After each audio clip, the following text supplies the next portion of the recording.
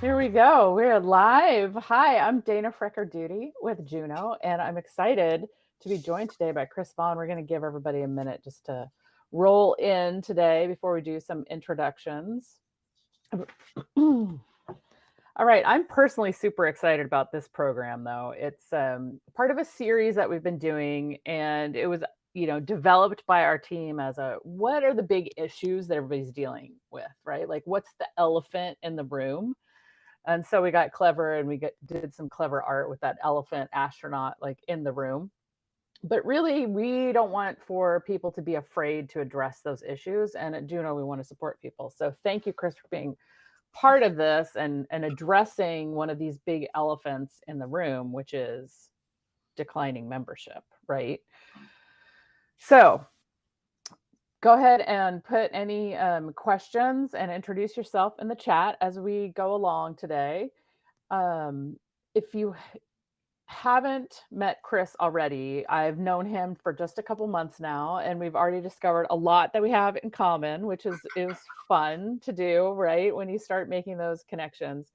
But Chris Vaughan is an expert on nonprofit membership and revenue growth, which is why we're super excited to have him today.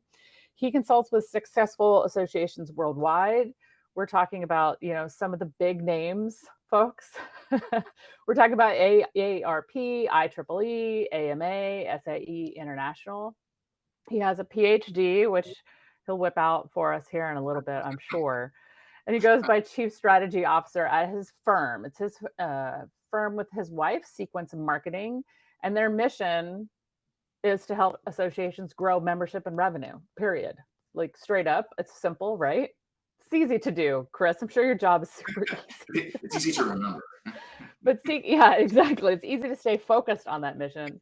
But Sequence has been doing that for 20 years, and they do work with groups all over the globe as well, which Chris himself was a globe trotter working for some global 1,000 companies in his previous iteration of his career, doing some high-level strategy, technology, and marketing consulting.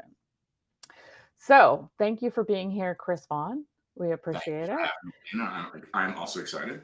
Yeah, good. So we're going to talk about why the heck membership is declining and what we need to do about it. We really want to get from this word growth, right? Mm-hmm. You've actually talked quite a bit in our discussions, Chris, about another word that's tied to that, and it's value. Mm-hmm. So how does growth rest on that term of value?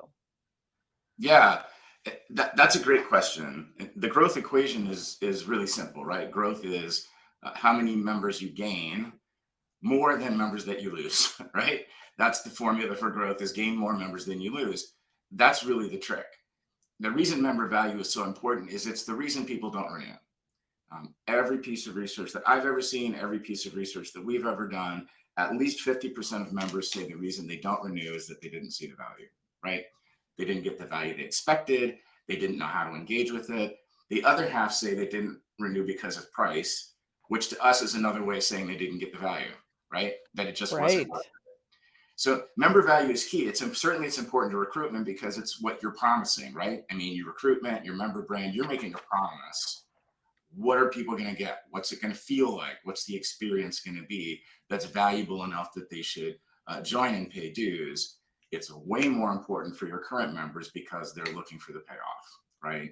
They're looking for the value that you promised them before it comes time for them to renew. So that's really the trick around member. That's the trick. It's really the key around member value is, are you keeping the promise, that you made to your members when you brought them in? Right. Right. And I want to talk about this a little bit later, but not just are you keeping that promise, but sometimes, and I'm guessing you also have some opinion on this, is just the mere fact of communicating that value, right? Yeah. Like that's a big headache for groups too, right? Yeah, and this is always a shocker to people when we bring it out, and we learned this in some of our work with American Medical Association, but it has turned out to be true almost everywhere that we've worked since. Members don't know what you do. The real reason they don't experience value from you is not because you don't do the right things. It's not because you don't do them very well. It's because they really just don't know about them. And I'm not exaggerating. In our research, we started asking that question. Well, what do your members think you do? Oh, Uh, and in one case, in this case, 20% of 80% of the members could not name anything except the flagship journal. 80%. So everyone knew about the Journal of the American Medical Association, but physicians, 80% of them really couldn't name anything else of all wow. the amazing things that AMA does that have a lot of value for physicians and physicians really care about. So Right. it was a communication problem and it was a delivery problem. I'll give you another example of a very large technical society, engineering society that we're working with right now. We're doing research with them at the moment. We're doing focus group research with non-members in the field. And they're telling us the exact same thing. I don't know what they do, or, and this is probably more upsetting for the association, I don't know how to find out. I can't find it. Oh, So I go to the website, I look around, and I can't figure out what they do. So I don't really know if I should join or not. A lot of associations and our clients spend a lot of time hand wringing, right, and punishing themselves that they're not doing the right things or that the work that they're doing isn't valuable. And our first response is, you don't know that that's true. yeah. Do your members know, your prospective members actually know what you do? And the answer is probably no. Yeah. I mean, the interesting part of it is that so much of what they do, like the journal is probably physical, right? With the Exactly. AMA, you know, Yep. and yet a lot of the services and the support that the physicians are receiving from AMA are intangible. You can't see them. They can't see the advocacy, which I That's assume right. would be a massive level of advocacy that's supporting the day-to-day lives of these physicians and their paychecks and how they run their businesses, right? Yeah, that's absolutely true. And again, we find that that's true in a lot of places. People ask us all the time, how do you measure value, right? And how do you tell what's valuable? Another way to ask that question is, how do you measure engagement, right? We all want members to be engaged. We all know that it's the key to renewal, but how do we know what's really engaging? So Okay. we did the analysis, and we did this a long time ago with AARP. But we actually did data analysis, and any association can do this. We encourage everyone to do it if you haven't done it yet, is look at what your members engage in and how that correlates with renewal. So are there things in your membership that correlate much more highly with renewal? People who do X renew at a much higher rate than people who do Y. And you'll find the Interesting. 80-20 rule. I'm almost guarantee that, right? That 80% of your renewals you can attribute to 20% of your engagements. And this is exactly what we found with AARP. The surprise was the things that were the most engaging, right? The things that were the stickiest. Discounts were the least sticky, although it's the first thing you think of when you think about AARP. It was the things that people actually valued the least. The things they valued the most that were most likely to incent renewal were the intangibles. It was things like advocacy. It was things like volunteering, right? It was things like grassroots activity, as well as some of the tangible things, right? Some of the financial services products that they sell, were very engaging, Okay. etc. But it's not always the stuff, and we tend to focus a lot on the great training that we do. We tend to focus on the great content that we publish. We tend to Mhm. focus on our awesome events, and we should do that. But don't overlook the fact that that's not always what keeps members there, right? They may have Right. joined the CME, but they're going to stick around because they believe. Donations can be one of the most sticky things. People who donate to your foundation may be some of your most loyal members. Right. Right. They've made that choice to be engaged for themselves.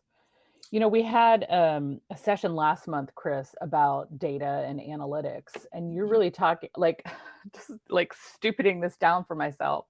I'm picturing this like massive spreadsheet, right? And you have everything listed of they attended our advocacy day on the Hill. They called in to listen. They called in when we were doing a town hall, report. Yes. They came to our event. And Yeah. to your point, I bet a lot when you're making that spreadsheet at an association, you're definitely not going to forget the attended annual convention, came to the webinar. You're not going to forget those. But you Right. need to make sure that on that spreadsheet, the data that's being measured is also those intangibles that you're And talking about. make sure that you're measuring it. Yeah. That's the trick. A lot of associations really aren't measuring engagements, and the things that they can easily measure are never the things that matter most. So yes, they open your emails, but that's not the reason that they're going to renew. Yeah. Yes, they attend your event, but your event is probably not members only, right? So Yeah. the things that might be the stickiest are the things that you have not been tracking, and it is well worth the investment to start doing that. But Dana, you're right. You can literally do this on a spreadsheet. You don't need to have the data resources of an AARP to do this anymore. Right. Right. So let's talk about those intangible benefits too in the context of the last couple years, Chris, because Mhm. Barbara, hi Barbara, she put in a great question about how membership benefits may have changed in the last 2 years. And I Yeah. think a lot of groups did see how if they hadn't measured the value of those intangibles, they lost the value that may have been coming from the tangibles, like the attending of an event or a conference, right? Yes. Yeah, Barbara, that is a great question, and one of the I think of it as an intangible that's critically important for many associations is member-to-member experiences, right? Many organizations find some of the most valuable things they get are experiences with other members, right? Yeah. Not just at an annual event, right? Local chapters can be one of the most powerful retention tools that you have, one of the most engaging, valuable things. Specialty sections, right? Small events, pop-up events. We have clients over the last 2 years who've been really creative about recreating those experiences in an atmosphere where we couldn't be in the same space together.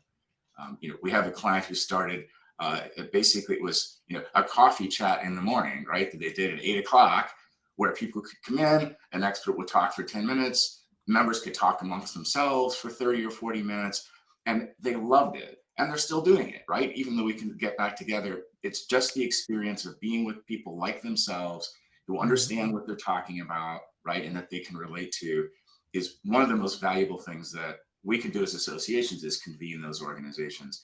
I think that's even more important now than it was before COVID. Yeah, and we're going to talk those take on some different forms. One, Mhm. those member to member connections can be a little bit scary, right? Because it takes the association entity out of the Yes. equation, right? It's like leaving Yes. your kids at home alone. What are they going to do? That's right. That's right. And you know what? They might have a party while you're gone, Yeah, but they're gonna, exactly. they're definitely gonna remember that it's mom and dad's house. All right, But so let's dig into that. those are also things members can lead. I mean, right? Those are things that volunteers can be great, can really effectively lead. Maybe better at it than staff, honestly, right? Because they're closer to it and they're closer to the people. And it's more cost effective to have the volunteers do it. So that anxiety is real, right? That you don't want to give up the control. Um, but we find that trusting committed volunteers to do things like this is usually a really good decision. What are some of the formats that you've seen be successful, Chris, for creating those member to member connections, kind of enabling them and pushing them to happen? Yeah, so hybrid is here to stay, right? And I think we all realize that. Everyone I talk to says we will never again have an in-person only event. But that's also opened up opportunities for people to interact in different ways, right? And online we can carve out chat rooms. Like online we can carve out different groups in ways that wouldn't have worked, right? Yes. Necessarily at a big convention. We can do it really ad hoc. And we can do that outside of the big convention environment. We can create these pop-up events. One of the things I learned from another client is, it's really easy to get great keynote speakers now because they don't have to travel, Yeah. right? So you can get somebody in a couple of weeks who would be really interesting and engaging, for your members in a way that wasn't possible for you to do before. And you don't have to sign them up for an hour-long keynote. You can have them talk for 10 minutes about something that's really current and topical, and members could get really get a ton of value out of that. The other thing we're seeing, and that you alluded to a moment ago, was these sort of self-organizing groups. Hmm. American Chemical Society is an example of someone who's done this really well, right? They have their chemistry network platform. Part of it, not all of it, some of it is association led, but part of it is a space where members can just create their own communities, absolutely unmoderated, right? I mean, I suppose you have to behave yourself, right? But There's if some they kind want of rules of conduct. some sort of rules of conduct, but Right. we're not telling them what it has to be about or how they have to do it. So they're able to organize their own communities around whatever their specialty is. And there might only be a handful of members in the world who are interested in their field of nanochemistry. Yeah. But how valuable is that for them, right? That they can find each other and find a way to work together. That's the kind of member to member experience that's unbelievably valuable. And those members will always renew. Right. Right. And that's the kind of stuff that goes on the spreadsheet, right? They're a Definitely. member of one of the little SIG groups inside of our technological community, or they Yeah. badged in at, some meeting that was occurring on site for the event. Yes. The other thing that will come out of doing that spreadsheet that we found with AARP, and again, we find over and over, is that recurring experiences are far more engaging than one-offs.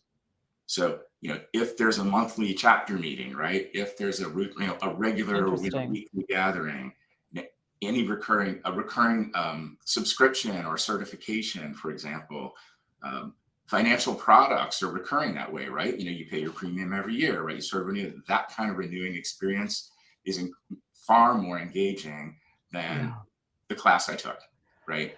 Or the report that I read. Right. And I mean, we've seen that across all types of businesses. I mean, why does the church encourage you to go every Sunday? Because they know that if you're in the habit, you keep coming, right? I never Even the thought of movie theater, they sell the passes, come for the car wash company, they want to sell me a loyalty pass, keep coming back, right? Yeah. But businesses know that the more they keep people, then it's one habit, and two habits are hard to break. Yeah, and it's continuous delivery of value, right? I mean, you get it all the time. It's the continuous reminder, right, that you're valuable to them, right? They're experiencing some valuable, something valuable from them. So we encourage people, when you're prioritizing, and that's what this is all about, right? Prioritizing the engagements that you want to put in front of members. Consider how you can put recurring engagements in front of them first, right? Give them those opportunities before you give them your one-off opportunities. Interesting. Even in your marketing programs. Absolutely. Yeah. Absolutely. Yeah. You can't market everything you do, right? Mm-hmm. You can't communicate everything you do. Back to the problem with members don't know what you do. You can give them the whole catalog, but no one's going to read it. You really have to decide what you want to put in front of them first. And of course, what we encourage is put your most engaging stuff out there first, right? Okay. The things that you want them to engage in, because those are the things that will make them want to stay. Right. The things, so most engaging, but then also I would think when you do that spreadsheet and you see that 80% of the people who call into the town hall every month are the ones who are renewing, Yes. right? Then you're marketing those things, and you're marketing the recurring. Yep. Yeah. Yep. And the recurring things they'll be high on your spreadsheet. I mean, I guarantee you that anyway. They'll be on the top of the spreadsheet. I know y'all are excited about my spreadsheet that I'm building here in my brain. If anyone's ever excited about a spreadsheet, they're excited about this one. I'm sure. I'm sure. All right. Go ahead and put any more questions that we have for Chris in that Q&A. I really appreciate it. And Barbara, if you want to come on and talk, we're more than happy to talk with you here in a few minutes. I have a couple more questions for Chris first. But one of those is, Chris, if you're making these kinds of member-to-member connections available beyond events, and if you want them to be recurring, talk a little bit about how you've seen technology support that kind of effort. Some of what we've talked about is self-organizing groups, right? Okay. A lot of our clients are going to shorter, smaller event formats, right? That may be happening quarterly, even monthly, that, they don't last days, they last hours, but they pack a ton of value, right, into a very short period of time. And technology enables that. We could have never done that, right? Before, when we had to all be in one space. So it's really taking advantage of the ability to bring far-flung people together in a very concentrated, focused way that they get a lot of value on a recurring basis. So it's the monthly meeting of, X, and every month we're delivering a ton of value and someone really cool is coming to speak. I mentioned, the weekly coffee clutch. Yeah. That's technology enabled, right? We can only do that over things like Zoom. The self-organizing groups where members can find each other, connect with each other, and interact with each other on their own, and form these groups where they're continuously in communication. Again, only a technology platform can make that happen. So there's a lot of possibilities. We have clients who've been really creative and really successful about it. We also have a lot of clients who are really behind the 8 ball, right? I mean, they really haven't figured out what the technology can do and how they can use it more effectively. Yeah, and I mean, obviously at Juno, we see our solution as those interactive tools. Thank you, Barbara, for the shout out. But it makes it less of a one-way delivery, right? Absolutely. It makes it more of a, okay, we're doing this together as a group, and I liked this thing and you liked this thing, and so we feel like we're part of a bigger thing, which is what all humans want. Yeah, I mean, that's the intangible, right? It's the connectedness. It's the sort of sense of belonging that associations, create. It's, one of the emotional drivers for joining associations is, you want to be connected to other people who are like you. Yeah. And associations have always been good at that. I think now we can be even better at it using the technology that's available. Yes, and when we talk about technology, we often hear like generational issues as a barrier. But that need for member to member connections, does it span across generations? Does it look differently for different generations of members? Talk to us about generational issues. First of all, no, not anymore, right? I think Zoom has been the great equalizer, right? Juno has been the great equalizer. Video is the great equalizer. Everyone is very comfortable and very fluent with what we're doing right now. So that's a good thing. Do they want to connect about different things? Maybe, right? Folks that were earlier in their careers, they want to get noticed, right? They want to find opportunities. They want to build skills and opportunities so they can climb the ladder. Folks later in their career who have already done that, want to connect about giving back, perhaps, right? Ways that they can volunteer or ways they can contribute knowledge. Maybe they can mentor. It meets different needs for different people at different phases of their life. But some things are universal, right? The technology or the science or the law or whatever your association is about. That's not an age-based thing. That's an interest-based thing. And one of the things that we encourage people to do is, figure out what those interest segments are and think hard about that and less hard about career stage, right? Because the interest-based segments will be much more powerful for you than trying to figure out what to give someone based on how old they are. Yeah, and I mean, yeah, we're seeing all kinds of people at different, older people are re-entering new industries at a different level, and we're seeing, some of these youths skyrocket up to the top of responsibilities in their firms. So I think They're that's really changing nice. jobs more often. Sometimes they're changing Yeah. industries more often, right? Maybe they're hopping from one technology or one field to another more often because it's more possible. And our job, if we want to be valuable associations, is to facilitate that, right? Right. Give them what they need to do that easily and well. This is a little bit of a rogue question, but what, like in your consulting with people, are there some kind of intangible benefits specifically that you find yourself saying, why don't you have this type of program? Is it these kind of coffee clutch things? Or is there like kind of one thing that you're like, I'm always telling people they have to have an awards program or something like that? It's no. I mean, it's really Okay. so different. Associations are so different and their places are so different. Some organizations, one of them working with right now, they're just all about their career. They really are, right? And you would want them to be more altruistic, but they're not. And they come to the association because that's what they want. There are other organizations that are the opposite of that, right? They really come because they're concerned about the environment or the future or the world.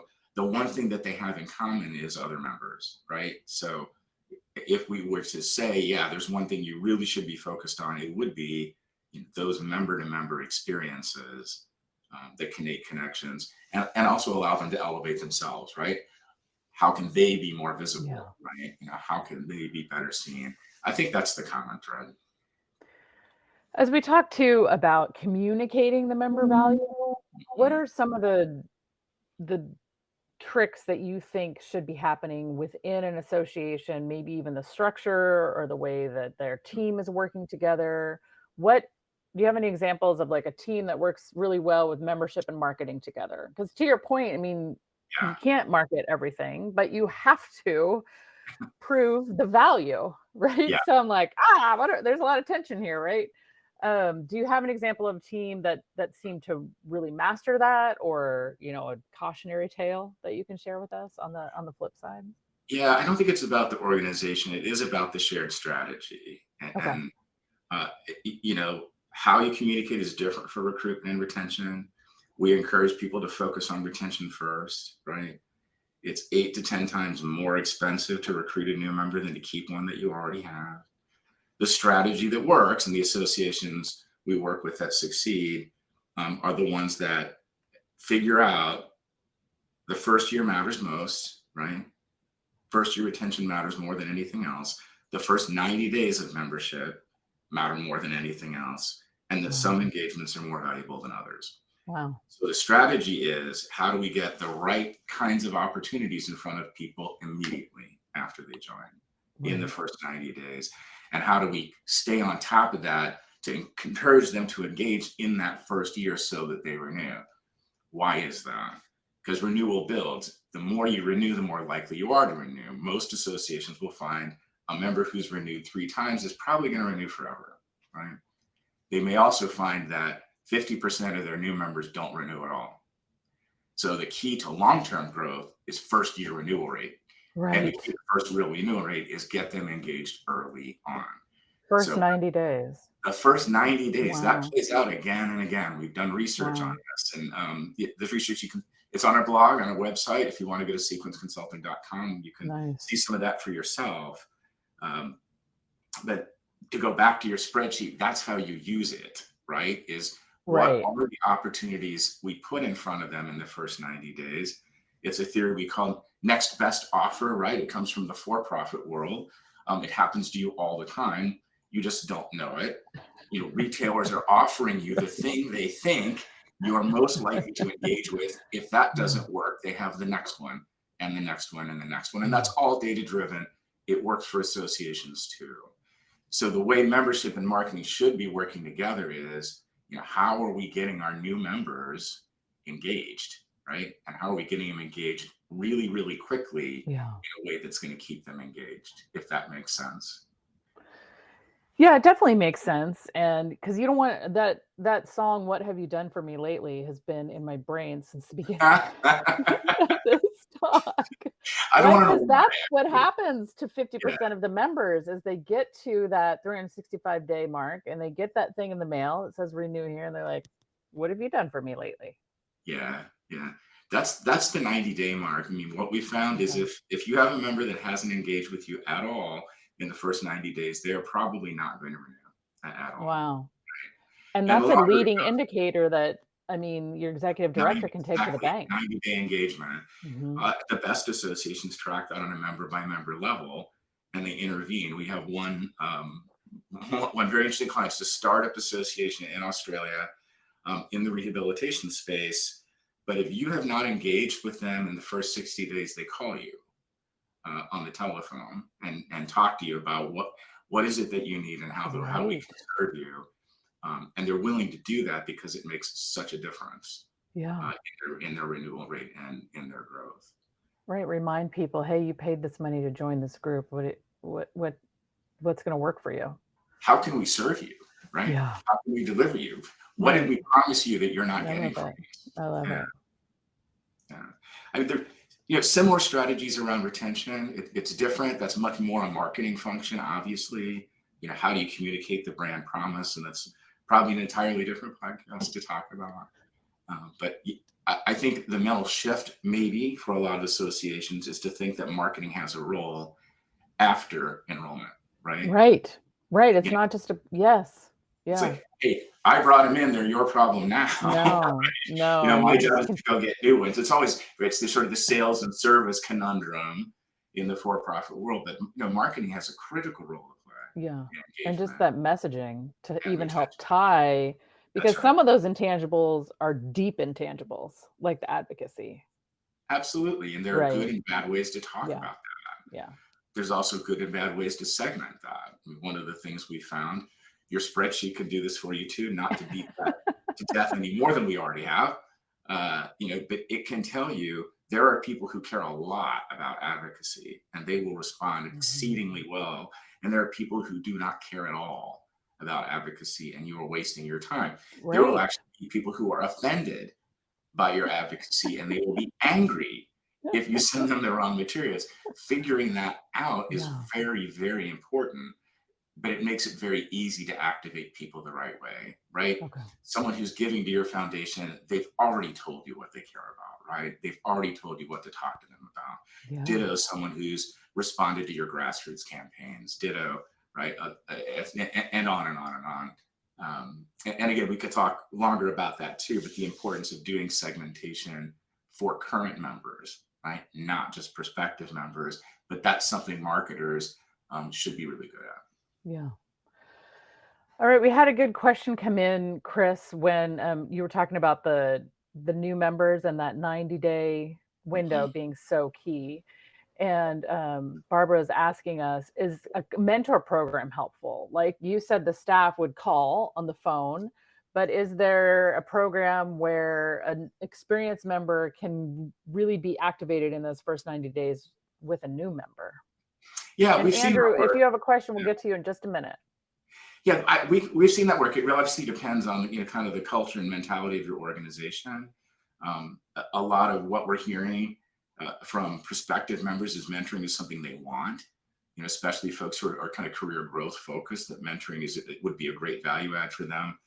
If you have the resources to do that early on, that could really pay off. And we've seen that where volunteers reach out and say, hey, welcome to Yeah. the American Association of Association People, and welcome. Here's what I'm getting out of it. Here are the things that I really like. Tell me a little bit about you, and I can help you find what you're looking for. Yeah. I will say from personal experience that the worst that could happen there is them not calling you at all and not following up.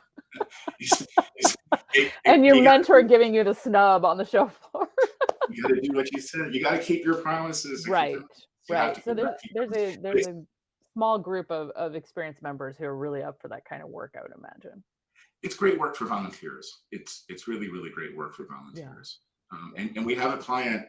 It's actually an amazing organization, but a ton of their recruiting comes through volunteers, right? They're personally bringing people into the association and sort of shepherding them through the initial experiences, and it's fantastic. Not everyone has volunteers like that, Yeah. but where you do, by all means, use them. All right. So Andrew may have just been playing with his little icons down there, but if you want to click on your microphone, we'll just be able to hear your voice. If anyone wants to come in now in the waning minutes of our time with Chris, go ahead and click on your camera. We're going to take some live questions. If you have something that you need Chris's help figuring out, we will absolutely help you ideate around that. What's the elephant in your room around membership? Everybody has them. Those and sacred cows are like the most common animals hanging around association offices.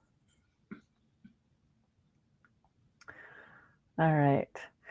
So I have a final question here for you, Chris. We're just going to talk for a few minutes about, like, tactically, Mhm. does it start with our spreadsheet that we've beat here to death? Is does it start with the measurement? Like, if I really want to build member value and really want to start embracing those member to member connections, is it expensive? Is it hard? What do I do? It doesn't have to be. The data analysis I'm talking about is really valuable. Not 100% necessary. I mean, you're missing out if you don't do it. What really is necessary is a very effective onboarding program, right? So if you are not good at that yet, that is where you should start, is figuring out how to onboard new members in that first 90 days in a way that drives measurable engagement. I mean, that's really where you have to focus. And that doesn't have to be expensive at all, right? You probably have marketing automation built into your AMS already. Yeah. You probably have the technology. Just use it more effectively to get the right messages in front of the right members, to get those right engagements in front of new members in a way that gets them to engage. That's really where we would start. The next step, if that's working well, is that kind of engagement series, right? That engagement intervention of getting in front of unengaged members and encouraging them to re-engage, right? Or members that you've lost. And it's very similar to onboarding. I mean, it's a similar kind of process, but that requires that you're tracking this and that you can identify members who aren't digging in and get in Yeah. front of them and understand why and help them find the value that they were hoping to get. I love it. And I know that several people from our sales team are listening too in that onboarding program. I mean, we're excited at Juno because we know that our tools can help with that human connection stuff, that member to member, because so much of that is occurring in the world of software and technology.